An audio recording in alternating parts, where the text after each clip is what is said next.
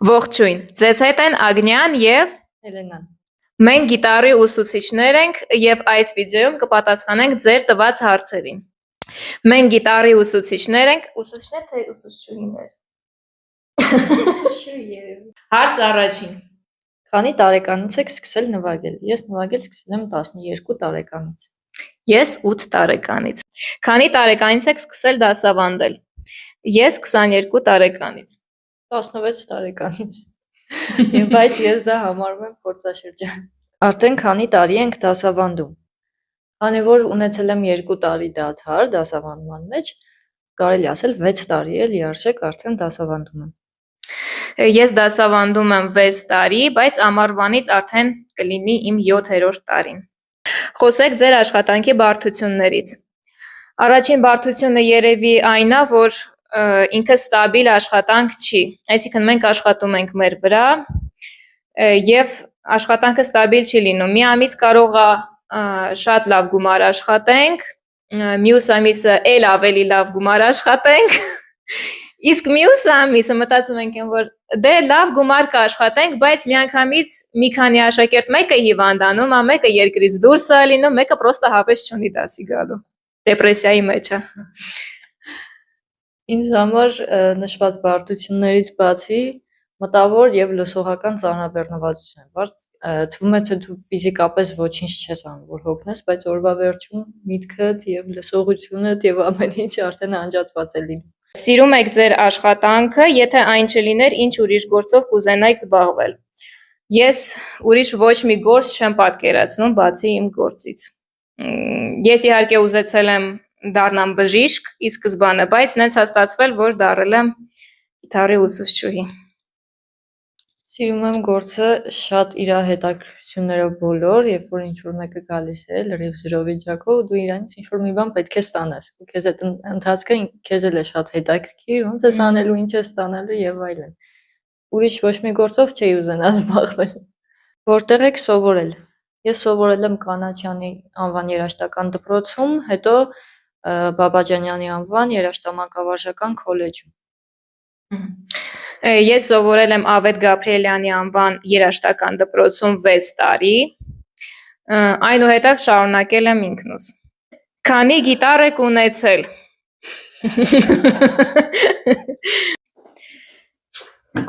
Ուրեմն իմ առաջին գիտարը եղել է այսպիսի սովետական գիտար, նմանատիպ, բայց լարերով է եղել։ Մյուսս եղել է նորմալ կլասիկ Yamaha ֆիրմայի գիտար, մյուսը եղել է էլեկտրո, շատ վատ որակի էլեկտրո էր, բայց ես շատ ուրախ էի նվագել ու ընդհանրապես ուրախ էի, որ ինձ վերջապես առան այդ էլեկտրոն։ Ես նույնիսկ քնում էի իր հետ, բայց իր լադերի կեսը լավ 30%-ը չէր հնչում, բայց ես մեկա ուրախ էի։ Մյուս գիտարը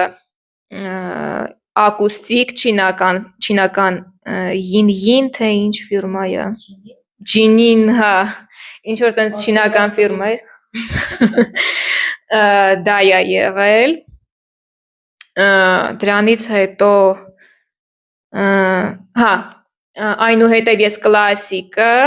ակուստիկը ու էլեկտրոն ծախեցի, իսկ առաջին սովետական գիտարը մենք տվեցինք մեր ծանոթին։ Մի քիչ գումար ավելացրեցի ու գնեցի ինձ լավ էլեկտրո։ Այնուհետև գնեցի կլասիկ գիտար իմ աշակերտների համար, նու ես հիմնական կլասիկ գիտարի վրա չեմ նվագում, մյուսը իմ նոր էլեկտրո գիտարն է եւ ուկուլելե։ Այսինքն ընդհանուր եղավ 9 գործիք, որոնցից հիմա մոտս մնացել է մենակ 5-ը։ Ես ունեցել եմ 5 գիտար, որոնցից մեկը հիմա ինձ հետ չէ, որոնցից 4-ը դասական գիտարներ են։ 4-ը։ Ամենաաբսուրդ դեպքը ձեր դասավանդման ընթացքում։ Ամենաաբսուրդ դեպքը եղել է, երբ մոտ մի 8 տարեկան երեխա էր եկել, առաջին դասից հետո չգիտեմ ոնց է ստացվել, ինքը գնացել եւ լրիվ հակառակ ձեռքով էր սովորել ամեն ինչ։ 100 անգամ փորձել եմ ճշտել արդյոք նա ձախլիկ է, ասում է ոչ, ես աշլիկ եմ, չգիտեմ ինչպես է ստացվել, լավ չի հիշել եւ հակառակ է սովորել։ Հետո ասում եք մեր հիշողությունն ա վատ։ Ուրեմն, իմ մոտ абսուրդ դեպքից միշտ հենց ասում եմ абսուրդ դեպք,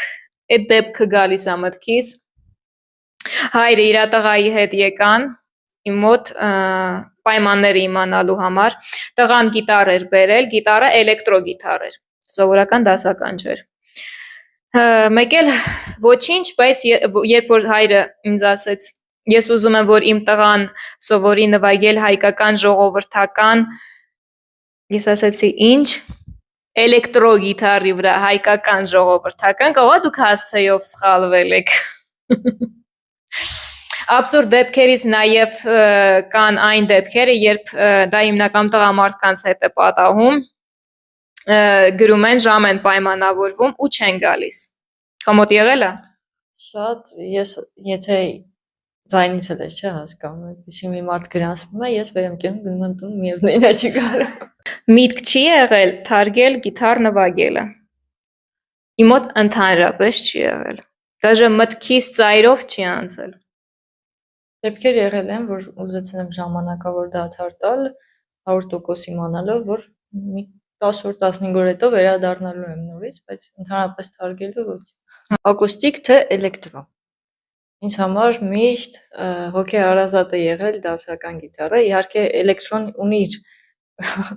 հաճույքները, աղմուկը եւ այո, աղմուկը։ Բայց դասականը ինձ հոգեհարազատ է, որովհետեւ ես իմ էությամբ դանդաղ անձնավորություն եմ դինջ։ Իրաց ձայներ, փափկությունը շատ է դուր գալիս։ Միանշանակ էլեկտրո։ Ու պատկերացնում ես, հիմա դու ասացիր աղմուկ բառը։ Ես աղմուկ ասելով ակտիվություն նկատում եմ, այլ բառը դրեցի։ Բայց ընդհանրապես ուրիշ մարդկանց համար, շատերի համար դա գալիս է որպես աղմուկ։ Բայց մենք, մեր նման մարդիկ, ովքեր որ էլեկտրոն սիրում են, ռոքը սիրում են, մեր համար դա գալիս է որպես երաժշտություն։ Օրինակ ես երաժշտություն շատ սիրում, բայց հենց ինքս որ նվագեմ, իմ էմոցիաները դասականով ավելի հեշտ եմ կարող արտահայտեմ, քան ռոքով։ Բայց ռոք լսել շատ սիրում եմ։ Իմ մոտ էլ հակառակը։ Ինչու են մարդկանց մեծամասնությունը ճանապարհի կեսին կանգ առնում եւ չեն շարունակում գիտար նվագելը։ Դե կասեմ պատճառներից մեկը այն է, որ իրանք ունենում են սխալ պատկերացումներ գիտար նվագելու վերաբերյալ սովորելու։ Իրանք մտածում են, որ կգան մի 2 ամիս կնվագեն ու ինպես, որ ես արդեն 19 տարի այդ գործի մեջ եմ, մտածում են 2 ամսում իրանք ինպես կնվագեն։ Այո, պատկերացումները եւ կամքի ուժի բացակայությունը հավանաբար եւ միգուցե ուրիշ դեպքերում, ոչ եմ ասում, մեր դասավանդման դեպքում մարդիկ կարող են շատ շուտ կոտրվել սխալ դասավանդման արդյունքում, երբ որ իրենց թվում է թե իրենք չեն կարողանում ինչ-որ մի բան անել, բայց իրականում ինչ-որ մեկը իրենց չի սովորեցրել դա, կամ հենց ինքնուսների մոտ, որ հենց 0-ից ուզում են ինքնուս սովորեն, ինչ-որ մի բան չի ստացվում, իրենց թվում է իրանք չեն կարողանում, բայց իրականում իրանք չգիտեին հերթականությունը, որ ոնց պետք է հասնեին այդ։ Ուրեմն իմ մոտ դեպք ա եղել, աղջիկը եկել է, մինչև ինձ ինքը գնացել էր մի 4 ամիս ուրիշ տեղ էր սովորել։ Եկել է մոտես, ես ուզում եմ ստուգեմ, տեսնեմ ինքը ինչ գիտի։ Ստուգում եմ ու տեսնում եմ, որ ինքը բացի վարժություններից ուրիշ բան չի նվագում։ Ես ապշած մնացի։ Իրան տալիս եմ երգ, դնում եմ դեմը, ասում եմ ինչը ոնց անի, ինքը երգ ա նվագում։ Այսինքն այդ ինքը արդեն կարար երգ նվագեր ու ինքը չգիտեր դրա մասին։ Մենակ վարժություններ էր անում։ Արդյունքում ճիշտ է հիասթափություն։ Մի քիչ խոսեք ձեր մեթոդիկայի առանձնահատկությունների մասին։ Ուրեմն իմ մեթոդիկայի, իմ դասավանդման առանձնահատկություններից նա է, որ մենք օրինակ երգ ենք անցնում, ես չեմ ստիպում, որ երեխան նվագի կես տարի, մի տարի, այնքան մինչև որ իդեալի հասցնի։ Այսինքն երբ երեխան հոգնեց, այն որ ինքը հիասթափություն չապրի, ես հանում եմ այդ երգը։ Ես ինքս դրա վրա եմ սովորել։ Վերցնում էի երգ, հենց հոգնում էի, հանում էի։ ու տենց շատ ա եղել ու ես դրա վրա եմ սովորել։ Մի քանի տարի հետո կամ մի քանի ամիս հետո ինչը որ չի ստացվում, նորից կարելի է նվագել ու շատ ավելի լավ կստացվի։ Դա իմ մեթոդիկայի առանձնահատկություններից է։ Հետաքրքիր է շատ։ Ինձ թվում է մեթոդիկայի առանձնահատկությունները կայանում են հենց իմ եւ սովորելու կրթություն ստանալու եւ դասավանդելու փորձի հիման վրա, որ ամեն ինչ փորձում եմ հնարավորինս ժամանակակից ձևակերպեմ եւ ռիթմիկ վարժություններ եւ լսողական վարժություններ եւ տեխնիկական վարժություններ, ամեն ինչը ավելի հետաքրքիր միջավայրում անենք եւ իհարկե հասկանալ ով ինչ խնդիր ունի եւ հենց այդ խնդիրը լուծել։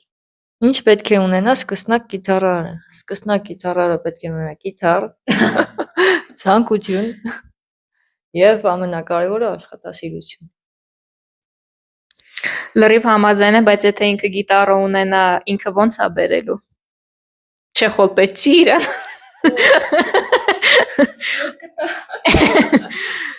Հելենան ասում է ինքը կտա։ Բարի Հելենա։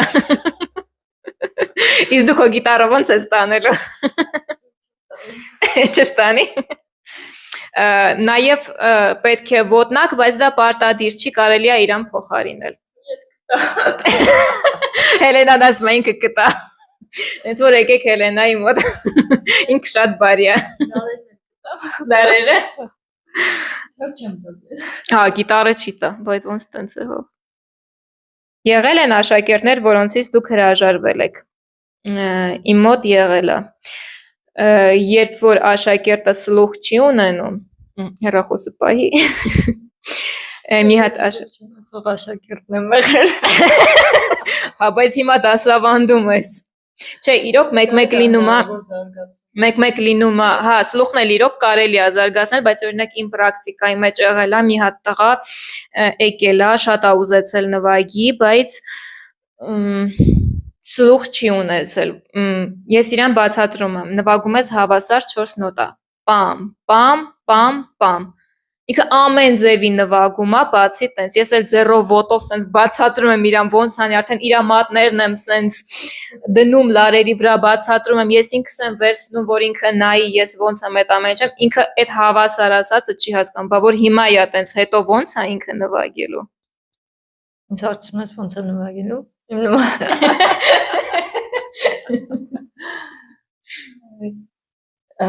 Այո, եղել է մեկ աշակերտ այդ 6 տարվա դասավանդման փորձի մեջ, որ ես ինքս հրաժարվել եմ, որովհետև աշակերտը բացարձակապես չէր պարապում միակ պատճառը ու ինձ համար դա միշտ կարևոր է, եթե ուրիշ բան է, դու ժամանակ ունես 1-2 ամիս իրեն ինչ-որ տեղ մոտիվացնելու, ոգևորելու, չէ, բայց եթե դու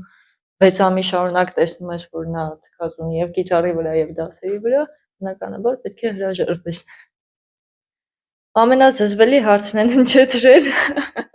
քանի տարի է պետք գիտարին լավ տիրապետելու համար։ Տեսեք, լավ գիտար նվագելը բոլորի մոտ շատ տարբեր հասկացողություն է, ինչ-որ մեկը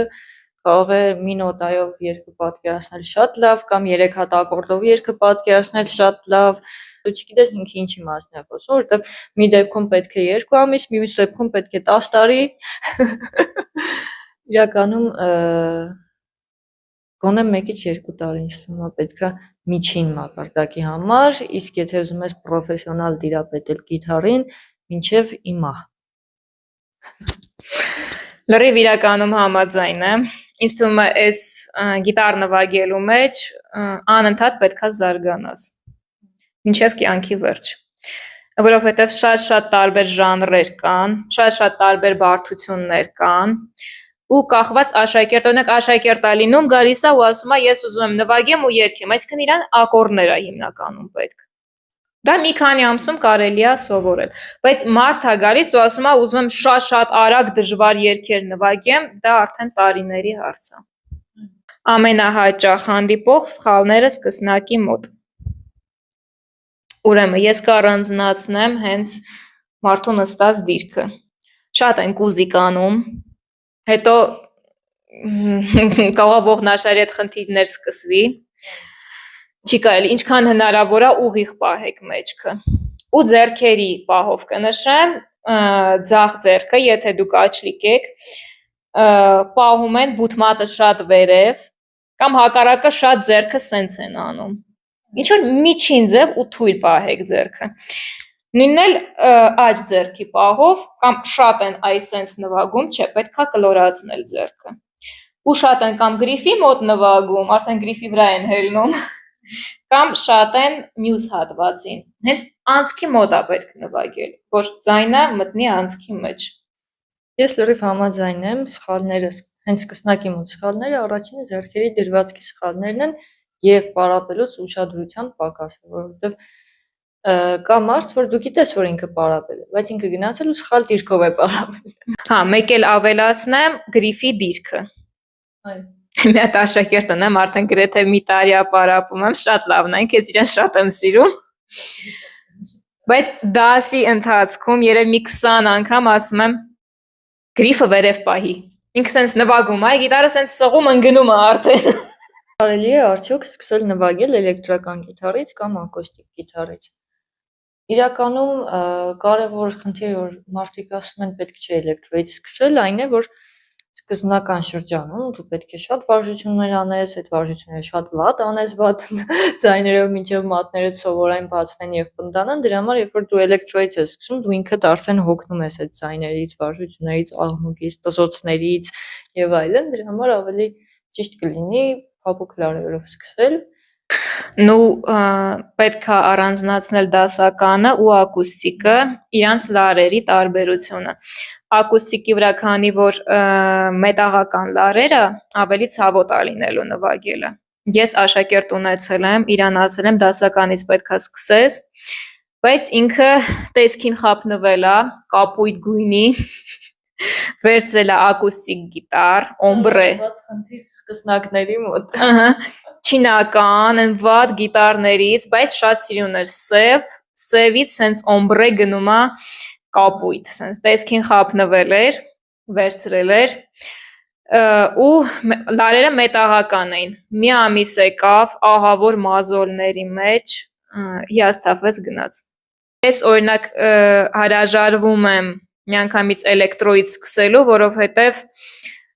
նախ էլեկտրոն ինքը շատ զգայուն գործիք է, ինքը շատ ավելի բարդ է, քան կլասիկն ու ակուստիկը, ասենք ուղղակի սեղմես կլասիկի լարին, ձայն չի գա։ Էլեկտրոն մի հատ լարին կպնում ես, արդեն ձայն է գալիս, իրան այնքան զգուշ պետք է նվագես, որ ավելորդ ձայներ դուրս չգա։ Պատկերացրեք նորեկը գալիս է, անընդհատ սխալներ է անում, մի բան էլ էլեկտրական գիտարը ինքը բարձր է շատ, դա համ իր ականջների համար է վատ, համ ուսուցչի ականջների համար է վատ։ Գոնե մի կես տարի, 9 ամիս կամ նույնիսկ 1-1.5 տարի ես խորհուրդ կտայի սկզբից սկսել կլասիկ գիտարից, հետո նոր անցնել էլեկտրոյի։ Անպայման է արդյոք նվագել վարժություններ։ Ես կասեմ, որ հա։ Ես մինչև օրս մեկ-մեկ նվագում եմ վարժություններ, աշխատում եմ արագության վրա,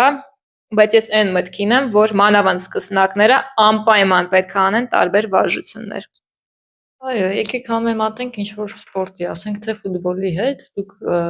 ովքեր որ սիրում են գիտեն, ամենահայտնի, ամենալավ ֆուտբոլիստներն էլ միշտ վարժություններ անում են անընդհատ զարգանալու եւ անընդհատ եղածը պահելու համար։ Ինչպես ինքնուրույն սովորել ակորդները։ Ակորդները հնարավոր է ինքնուրույն սովորել, մեր էջում կան վիդեոներ ակորդները կարդալու ձևի մասին, պարզապես կարդալու ձևը եթե հասկացաք, արդեն պետք է համբերատար պարապեք անընդհատ մատները հանել եւ նորից բռնելով ակորդը այնքան, մինչեւ զգաք, որ հեշտությամբ կարողանում եք արագ բռնել տվյալ ակորդը։ Ոնց եք հասկացել, որ հենց գիտարն է ձերը։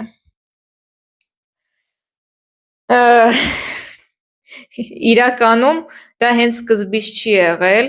Ես 6 տարի գնացել եմ երաժշտական դպրոց։ Նես չի, որ ինձ դա դուրս չէր գալիս, չնայած ես չէի պարապում։ Ամեն ինչը եկավ հենց երաժշտական դպրոցը ավարտելուց հետո, մի 2 տարի հետո ես զգացի, որ ես ուզում եմ գիտարը նորից վերցնեմ ձեռքերից մեջ, բայց նվագեմ այնպիսի երգեր, որոնք որ ես եմ ուզում, այլ ոչ թե երգեր, որոնք որ պահանջում են, որ ես նվագեմ։ Ու այդ ձևով իմ մեջ սեր առաջացավ ու ես հասկացա, որ հենց գիտարն է իմը, չնայած ես հարվածային էլ շատ կուզենայի իմանայի, սինտեզատոր էլ կուզենայի, դա երբեք ուշ չէ։ Իմ մոտ սկսվեց System of a Down-ի համերգից։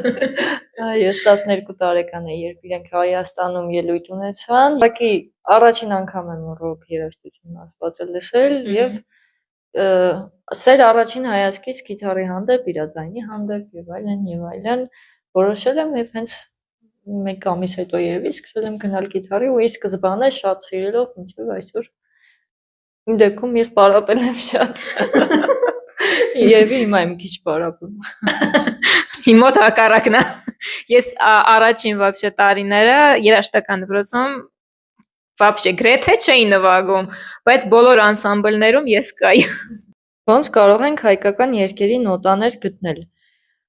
Կա մի կայք, որտեղ տեղադրված են Կոմիտասի երգերի ժողովածուները բոլոր, բայց ոչ գիտարի մասին խոսքը չէ։ Վոկալային եւ դաշնամուրային նոտաներն են դրված, մենք կտեղադրենք այստեղ ներքևում այդ կայքի լինքը։ Այդպիսի կայք կա, որտեղ գիտարի ակորդներն են հայկական երգերի, իսկ հենց գիտարի համար փոխադրված երգեր, որպեսզի իմանաք, ավելի շատ պետք է շփվեք գիտարարների հետ, որովհետեւ դա տարածվում է մեկը մյուսին փոխանցելու միջոցով։ Հիմա առանձին ես կուզենայի մի հարց ուղղել հենց քեզ։ Ինչ պլաններ ունես կապված գիտարի հետ ապագայում։ Ես իրականում դասավանդումը սկսելու ի վեր 16 տարեկանից ի վեր նպատակ եմ ունեցել, որ ես պետք է ունենամ իմ դասավանդման ստուդիան, որը պետք է ունենա հետաքրքիր մեթոդիկա դասավանդելու, որը պետք է ներգրավի այն մարդկանց, այն երեխաներին, ովքեր չգիտեն որտեղ ցույց տան իրանց տաղանդը, իրանց հետաքրքրությունը երաժշտության հանդեպ եւ այլն, որպեսզի երբեք ոչ ոք չհուսահատվի եւ չկոտրվի, այնպես որ ապագայի պլաններն էլ որ այս ամենը ավելի մասշտաբային դառնա։ Իսկ դու ինչ պլաններ ունես, ինձ քո կարծիքն էլ է հետաքրքիր։ Ես դե ընդհանրապես ես էլ դասավանդման հետ կապված ուզում եմ շարունակեմ, բայց ես ավելի շատ ուզում եմ անցնեմ on-line դասերի։ Ով չգիտի, ես նաև ռուսերեն եմ դասավանդում ու հիմա հայերեն խոսալ իմ համար այնքան էլ սովորական չի, ես իրականում իմ վիդեոներում միշտ խոսում եմ ռուսերեն։ Շատ սոլոներ։ Հա, շատ սոլոներ, ճիշտ է, շատ սոլոներ ու շատ բարդ սոլոներ։ Շատ ավելի լավ էլեկտրոգիտարներ։ Հա, ճիշտ է։ Ուզում եմ դե առնվազն մի 10 հատ էլեկտրո ունենամ, տեսնեմ ոնց կլինի։ Տարօրինակ հարց հնչեցնեմ։ Եթե դու կանգնեիր ընտրության առաջ, սեր թե գիտար։